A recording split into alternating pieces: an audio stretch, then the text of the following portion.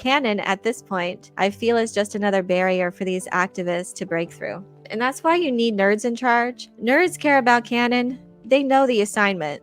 Nerds care about these details. They can't even get their own new canon right. And that's another thing too. Like, they put in the bleeding of the Kyber crystal. That was a huge thing that happened. I mean, the story around it was just garbage, but some people were excited about seeing the first live action Kyber crystal bleeding or whatever, but they didn't even do it right.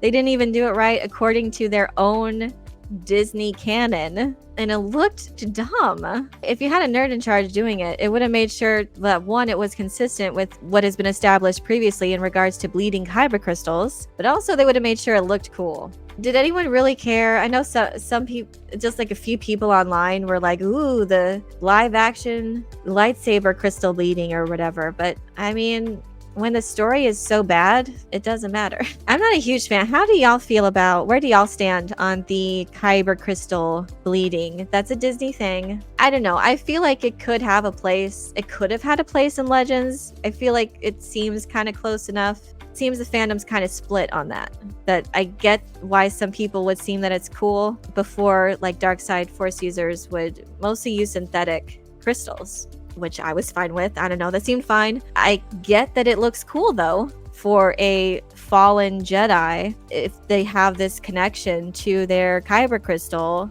Like, if they are corrupted, I can kind of see that their crystal would be corrupted.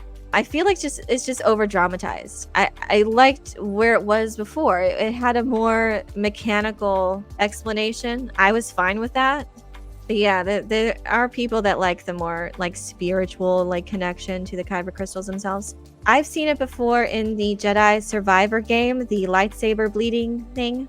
I would say it was done way cooler in Jedi Survivor, and it was done different. I haven't read the comic, but I've seen the panels of Darth Vader's bleeding his lightsaber, because I think that was the first time they did that. And it looked like a very intense process. And you have to undo the lightsaber and have that direct contact with the crystal itself. And it takes an immense amount of power and concentration to do that. You're pouring all of your hatred and anger and fear and doubt, like you're pouring all of that into the crystal, and that's how that works. And it like corrupts the crystal and bleeds it, you know, turns red and all that.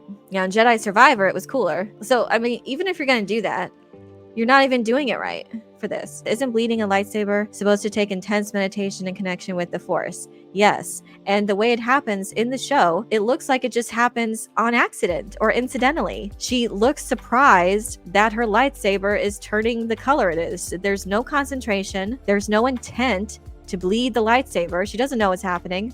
She just has, like, I don't know, a part of the lightsaber hilt broke off so she could have some contact with the crystal itself against her hand. But there's absolutely no intent for her to bleed the lightsaber. She's just holding it. And by the way, this is after she's already murdered Soul in cold blood, after her full descent to the dark side. So it kind of does fall flat that now the lightsaber turns red. It takes a good long while after that for the lightsaber to turn red. So she's just sitting there holding the lightsaber after she's freshly murdered Soul, no expression on her face. And then Kamir, Darth Smilo Ren, comes over, touches her shoulder. I guess he's trying to console her. And she nearly takes his head off. She just swings her lightsaber. Just, I don't know. I thought they were friends now, but whatever. Tries to kill him. And then her lightsaber turns red, and she literally looks surprised that it's happening. She looks shocked. It takes an immense amount of intent, concentration. That's what I'm saying before. Like, they can't even get their own new Disney canon right. And they've done this before. This isn't the first time that they've messed up their own canon because Dave Filoni doesn't care. In Ahsoka, they gave Ahsoka psychometry because also Cal Kestis has that uber rare ability. They gave him for the games. Cal Kestis has psychometry, and it's super rare. I think it's just the ability to see the history of an object or something, or in connection to an object, but they can't even be consistent in that. And they've also retroactively given this ability, psychometry, to anyone and everyone when the plot requires it. So now they just have Ahsoka, who's never displayed psychometry ever, And we've seen her in so many things. She's probably one of the most documented characters as far as like the visual medium goes. Ahsoka has never once displayed this ability, but now, after the successes of those games, in Ahsoka, she has psychometry. She's able to see an event or the history of what happened in this space. It's not even connected to an object, just a space. And she just knows what happens because the plot required it, because the plot needs to move on.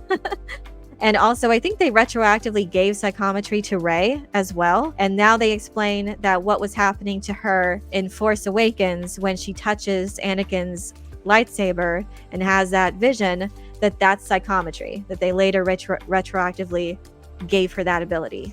And now I think Darth Picklehead had psychometry in this show as well, because she could also see the history of what happened in any of the space, even though it was, yeah, I think they gave it to her too. I don't think they've come out and said it yet, but yeah. I think it's silly. They should have stuck to red synthetic lightsabers for the Sith. And you know, I usually like the more mystical elements of the Force when it comes to this mythology and things. But when it comes to lightsaber creation, that seems like it has a more mechanical leaning aspect to it. And it makes sense to have those practical functions. And my opinion about midichlorians is that I liked when it was that more mystical explanation, that I didn't really need the science of it explained to me. But this is different. I feel like the practical elements of lightsabers, I feel, is different. It's not a bad idea, but if they can't be consistent with how it happens, then don't do it. But I think George was right to originally make them synthetic. Yeah, I just think it made more sense. And I mean, I can see why people would like the bleeding of the Kyber crystal. It's more dramatic, I guess. It just seemed more simple, I guess, when it had that more mechanical explanation.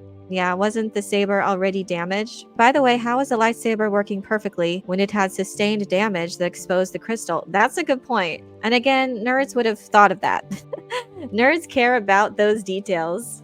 And it did look broken. Yeah, she smashed it against a rock and it exposed the crystal. That could have, yeah, just if it's not aligned right. Everything that I've seen of bleeding the lightsaber crystal, it was a huge process. It's not easy. It just doesn't happen incidentally. It was with intent. It was with extreme concentration. And yeah, there wasn't any of that. So if you're gonna do it, why don't you just do it right and be consistent? That's all. I mean, you can't even be consistent with your own new lore across the board, intentionally so, but that's what an IP like this, lore matters, continuity matters. It makes everything connect. And if one thing doesn't, well, then there's no incentive to explore these other mediums when they are actively made with the intent not to connect.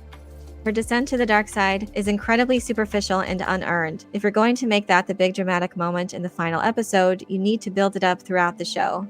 I think you could have done it in a very realistic way, one that felt organic, but all the decisions throughout this whole show was very much forced just because plot purposes, just lazy writing. They didn't want to think about what a character would be going through, what would motivate them. They're not thinking about that. These aren't fully fleshed out characters, and the writers don't know why they're making the decisions that they do. They're just writing a plot, whether or not it makes sense.